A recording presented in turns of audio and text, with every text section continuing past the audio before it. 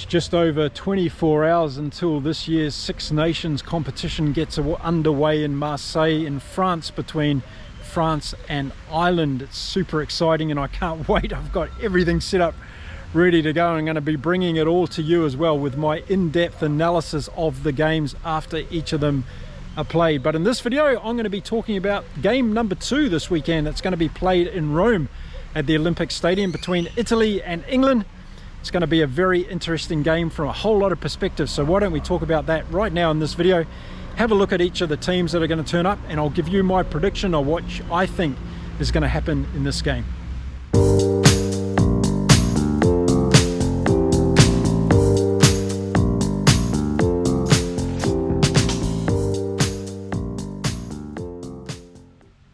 G'day everyone, welcome to Inside Rugby. My name is Mark. If you haven't been here before, I'm a Kiwi rugby fan who's living in beautiful Cancun in Mexico. In this video we're going to be talking about the second game of this year's 2024 Six Nations competition. It's going to be between Italy and England. It's going to be played in Rome at the Olympic Stadium and it's going to be a very interesting game for a couple of reasons, and we're going to get into it in this video.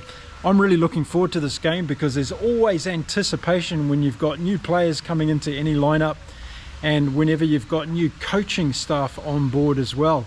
And Italy of course have got rid of Kieran Crowley, the New Zealander that was in charge of their team during the Rugby World Cup, and they've replaced him with Gonzalo Quesada, who's coming in to coach that team. And as any coach comes in, they bring a new philosophy and new methodology on how they go about their work. So don't expect any massive changes, I wouldn't expect, from Italy this weekend, but they're on a new pathway now and it's going to be really interesting to see how that unfolds during the Six Nations. I know that Quesada's got a lot of good credentials behind him and he's going to be coming into this tournament looking at the talent that he's got within this Italian squad and seeing whether he can make those guys really play up a level and perhaps win a game in this year's competition. It's going to be tough, but you never say never when it comes to rugby union.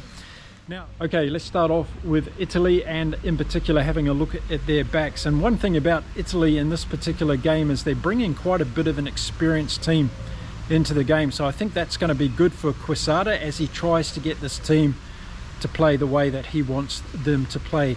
Now the back three, we've got Tommaso Allen at fullback, a good steady fullback there, Tommaso Allen.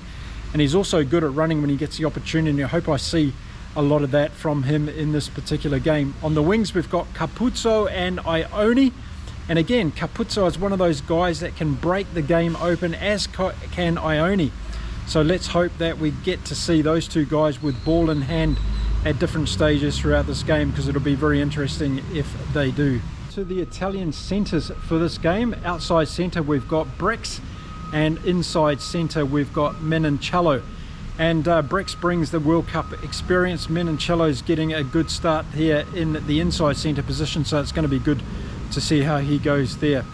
Then we've got number 10 and 9, and fly half for the Italians is going to be Gabizzi, and halfback is also going to be Gabizzi. So we've got the two boys in there at halfback and first five, giving quite a bit of an experience lineup to this inside pathway for the Italians in this game. And I think Gabizzi's got a good boot on him as well, so look for some good strategic kicking from him.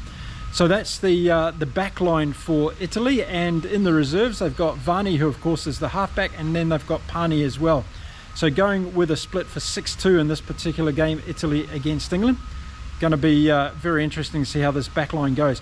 I think they've got a lot of potential for running the ball, but they've got to get some ball from these England forwards, and I think that's where Italy may struggle a little bit in this particular game. But let's have a look at their forwards now and go through the pack that's going to take on England on Saturday. Now looking at the back three of the Italian forwards, and we've got Cannoni at number 8, and we've got Lamero and Negri in the flanking position. And Negri of course is a brute of a beast. Had a really bad concussion a couple of years ago and he hasn't really found his true form again, and some players are asking, and some coaching staff have been asking, whether or not Negri has still got it, what it takes to be brutal at this level of rugby. We'll find out on Saturday when he lines up in the back three for Italy. So moving on to the locks for Italy in this game, we've got Rusa and Canoni. Should be two big boys there that are able to get a lot of ball. Not sure how they're going to go against the opposition in England. It's going to be a tight battle for them. But these guys are also going to have to show up in the breakdown play across the field, and this is somewhere where Italy can focus and try and get a bit of ball. It's also going to be difficult with them because the English are bringing a very fast-paced back three into this forward pack, and it's going to be interesting to see how these Italians go. So then having a look at the Italian front row for this game, and we've got Cicerelli, Lucchesi and Fischetti. So not only are they mouthfuls to pronounce, but they're big boys to try and keep quiet as well in the front row. So as I said, it's going to be really interesting to see how this Italian pack takes it to the English on Saturday. I suspect England are going to have a little bit of an advantage, and when I go through their team, we'll talk about that. Now let's have a look at the forward reserves that the Italians are bringing into this game, and they include Nicotera, Spanish, who's the prop and he's uncapped, so he's coming in for his first game. Zilachini, Zamboni, Ischete and Zuolani. So some pretty interesting names there, but it's going to be interesting to see how those guys come off the bench. A couple of inexperienced players coming off the bench, and that's going to be one thing that Quesada is going to be looking for from these Italians as they get into this game, is those guys that have got less experience on the Italian side. How do they perform at this level, and are they going to be able to be nurtured and developed into creating a very good Italian team under Quesada? And that's what the Italians will be looking for as they start their build up already towards 2027 Rugby World Cup in Australia. This is the first step of that journey, and the Italians turning up against England on Saturday in Rome. They're very pumped about this. There's a lot of motivation in the dressing room, and we've seen this year after year from the Italians, but can they deliver that into results on the pitch? We're only going to find out on the weekend. Okay, let's have a look at England and how they're going to line up on Saturday against Italy, and we'll start off in the backs with England and their back three. Freddie Stewart at fullback, and had a very good World Cup except for that little spill against South Africa, which was unfortunate. But Freddie Stewart comes back in again, and let's hope we see Freddie Stewart at his very best in this Six Nations campaign for England. And then on the wings we have Freeman and Daly, and of course it's great to see Elliot Daly back in the English jersey. I really like this guy. He's got a lot of speed, a lot of talent there on the wing, and it's also going to be good to see how Freeman goes in the English shirt as well. So good back three there for England. And then let's have a look at the centre pairing for England in this game. We've got Henry Slade. He's been playing very good rugby so far this year. Can he translate that domestic talent that he's been showing into the international scene? We'll have to wait and find out, of course, until Saturday. And then we've got Dingwall coming in at second 5'8". He's going to be playing his first game for England. Going to be really interesting to see how he goes. George Ford has got the nod in the number 10 jersey. Probably no surprise with that, with Mitchell inside him at halfback. So Mitchell-Ford combination, going to be really interesting to see how they go. And it's going to be interesting to see whether Ford has the mentality to ignite this English backline, and we can finally see something new from them perhaps in this game against Italy. Now looking at the English subs in their backs, they've got Danny Kerr, of course, who comes on and brings that great energy. Really enjoyed the way that he played during the Rugby World Cup, and big fan of Danny Kerr I am. Then we've got Finn Smith coming in as an uncapped player. A lot of talk about this young guy, seems to have a lot of talent.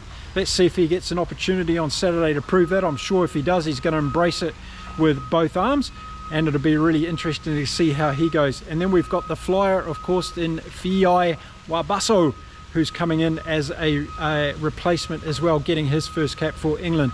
So a lot of good talent there in the English backline. Are they going to see enough ball to be able to use it?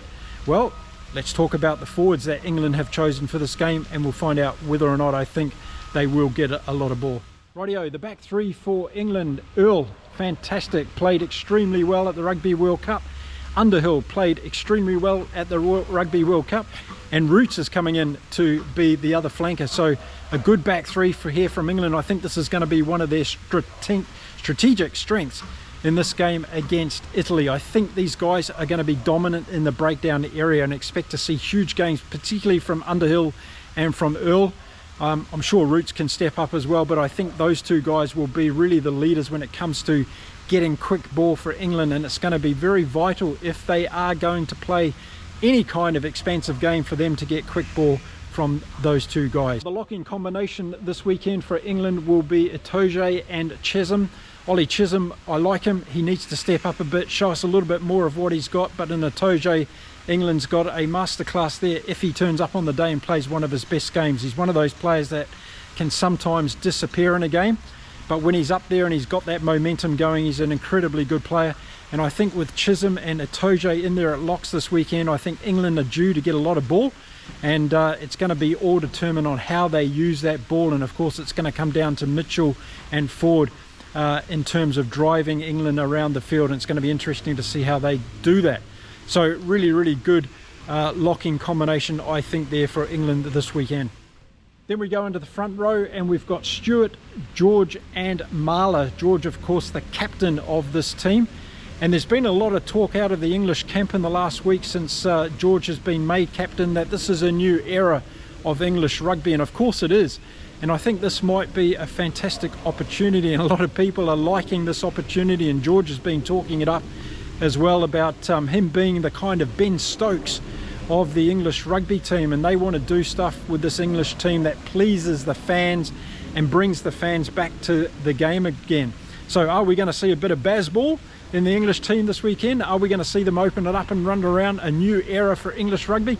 Let's hope so, because there's no doubt that England has the talent if they decide to play that sort of games. Rightio, let's have a look at the English substitutes and the forwards that are going to come on for them this weekend. And we've got Dan, Gange, Cole, Coles and Cunningham Smith. So very good combination there of experience and youth coming in. But they've made 8 changes to the team that got beaten by South Africa in that thriller in the Rugby World Cup. So it's going to be good to see how those combinations go. Now that's what leads into my prediction for this game. I think it's a combination of whether or not Italy are going to start a new path, a new journey under Quesada. Is it too early for them to really showcase themselves against England? Yes, I think it is. I think Quesada is going to need a bit of time to do what he wants to do with this Italian team. And they're going to have a number of games, and maybe the Six Nations tournament in total is going to be a good opportunity for Quesada to really highlight those players that he sees moving forward to be able to develop this team, but also getting them to play in a way that he wants them to play. Is it realistic that they can hit the ground running just after being together for such a short period of time in their training camp? I don't think it is. I think the experience that England will bring into this game will be too much for them. Having said that, I think England are going to show a little bit of rustiness also with 8 changes coming into their team. Don't expect them to come out in the first 20 minutes and blow Italy away in this game. I think it's going to take them a little bit of time to get things together. And I think it would be a mistake for England to come out and try to play expansive rugby right from the very beginning. Yes, we're all eager to see it, and yes, there's a lot of changes and there's been a lot of talk around it. But with any rugby team going into a competition like this, getting their set pieces right, getting their combinations right before they start playing that expansive game, we'll have to wait and see how England take it on this weekend. So I'm sure Steve Borthwick and Jamie George have been talking to this team about the way that they want to play this particular game. I see England winning this game by 30 points over Italy, and I see England being very expansive with this game in the second half if they can get on top of the Italians in the first half. I think we're going to see big performances from the Italians. Lamaro, Negre, we're going to see those guys really going for it. Ruse is another to watch out for in the locking position. I think we're going to see them having a lot of passion and a lot of go forward in that first 20 minutes or so in this game. But I just think England across the pitch is going to have too much talent, and they're also going to have too much experience for this Italian team. So there we go. I'm picking England by 30 points over Italy in the second game of this year's 2024 Six Nations competition that's being played at the Olympic Stadium in Rome on Saturday. Let me know what you think is going to happen in the comments and whether or not you think my prediction is going to be right. Now we've got France versus Ireland tomorrow, Friday night, coming from Marseille in France. I've already made a preview video on that one, so why don't you check that out? I'll put the link below. And then the third game this weekend is going to be between Wales and Scotland. That's going to be played at Cardiff. And 21 years since Scotland have beaten Wales at Cardiff. Could this be the year? Well, watch out for my video preview of that game, which is going to drop very, very soon. I want to thank you all very much for watching my videos. If you like my content, why not hit the subscribe button, give this video a thumbs up, stick around, but most importantly, drop your comments. Let me know what you think is going to happen in this game between Italy and England being played in Rome on Saturday. I'll be back again really soon with some more content. Until then, stay well, stay safe, enjoy your rugby everybody, and it's time to say adios from Mexico. Bye for now.